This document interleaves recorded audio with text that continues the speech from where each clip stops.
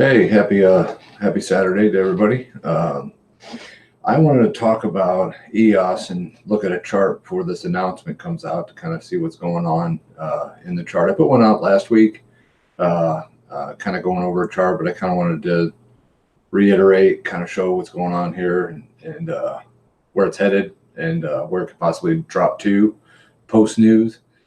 So let's take a look at some support and resistance. All right, I got the daily chart here. This is EOS versus the dollar. The two moving averages on here are the 21 and 55, with the 55 being pretty strong support and resistance level to be watching for. But right now, the 55 is going to be support. A couple of the other lines on the chart, I got some trend lines here on the red dotted lines.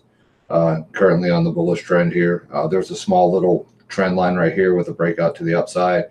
And then the rest of them are just kind of Fibonacci levels. I got the ADX here and I got the RSI that's going to help validate some of the things I'm looking at. So here we go on the daily. If we go back here in history a little bit, go back to April of 18, we had this bull run to the upside, and this trend line right here. This trend line broke to the downside, kind of got retested, and the sellers were kind of owning that line. And this was a point in the market to where, okay, if they're going to hold this level, this thing might turn bearish since it broke this trend line. And then, of course, it did turn bearish. And then a little bit after that, there was a crossover of the 21 crossing down through the 55, which is a nice little validation that we're in the bearish zone. And when I say bearish zone, I'm talking about the RSI down in here. There's the red dotted lines. So anytime this RSI was trading inside this red zone, the bears are in control of trend. And then, of course, anytime they're in the green zone, it's when the bulls are control of trend.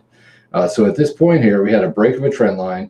Now, the momentum on the ADX was pretty low, and it wasn't really giving us a good sense of direction while we're in this kind of transforming phase here.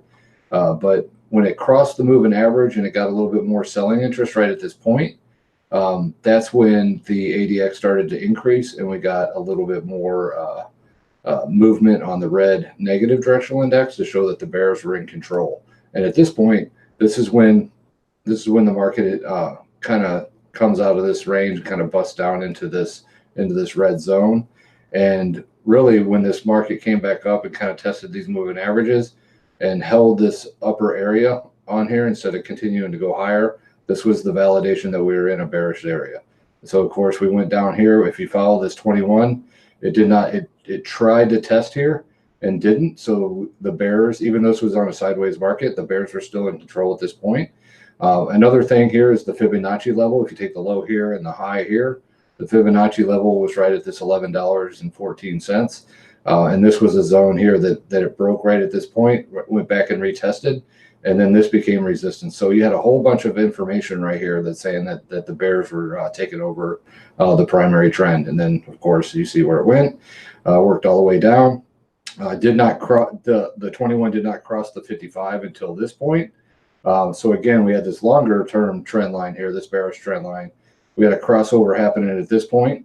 But another thing is right here, the RSI bumped up out of this red zone, giving us that first signal that the bulls might be in control here. The ADX was increasing with the positive directional index moving to the upside. So you're seeing some buying interest coming into the market. And then you got, at this point, you're breaking a trend line and boom, you got this long green candle right there. And then you got the crossover, a lot going on right at this point. And you got a lot of signals here that are telling you, now we're moving into a bullish market. Now the 21 the 21 exponential moving average is moving above the 55, and right now there's no signs of it crossing. So the bulls are in control. The momentum slowed down a little bit for the bulls, but the negative directional index is still going to the downside. So there's no crossover here that is happening anytime soon. And right now we're still well into the green zone. This RSI would have to drop down out of the green zone here to give us a signal for bearishness. A crossover here would be nice, but some of the levels that I'm looking at, so when you look at some of the Fibonacci levels, it started out here with this little move here and this 61.8% at $2.19. was the support, and then it bounced from here, and then that's what created this bullish trend line that we're on right now. Moved up, and then it got up above the previous high, came back down, tested the previous high right here at 325 as support. So you had a resistance to support flip right here. Then you went up higher. So if you take a Fibonacci from this level up, and then the 61.8% level right here at $4.40 held, and then work to the upside. And then you have this small little trend line here, and then you break to the upside here. So if you take the movement from this leg right here, you have the low at $4.63 up to the high that we've currently seen. Now this, I don't have this exact, but you're looking at probably about 870 or so. But then when you look down here, the 61.8% level is at $6.20, which matches really nicely with the previous high. So if we start to sell off, because we're all expecting this really great news, and it could bust out to the upside pretty good. And if it does, and it starts to break into new highs, I think at least the 61.8% back here at history at 1114 should be a target. I would like to see it all the way go to 15 on this nice little bull run. Not that we can't correct back towards some buying interest on in this area, but I do like the $15 level as a possible target here over the next couple weeks to a month. If the news is shitty and nobody gives a crap, and it's already all built in on all the hype, then look back for this $6.20 level to be the area of buying interest, and then watch this trend line here. And of course, as this moves down into the 620 area, watch these moving averages, watch the internals, see how the ADX is doing, what's the RSI doing for some validation on the move. So if it's all down here testing a support level and things are starting to look like it's going to cross and break this trend line to the downside, that's going to be your signal that the broad market's going to start basically being an inflection point and say the bears are taking back control. But right now, bulls are in control. I think we're going higher, but look for a lot of buying interest on pullbacks towards 620. So that's the EOS chart. I hope you got something out of that.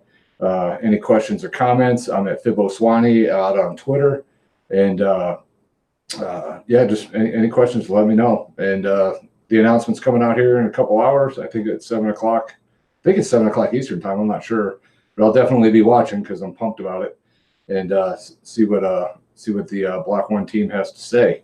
All right, happy trading. Peace out.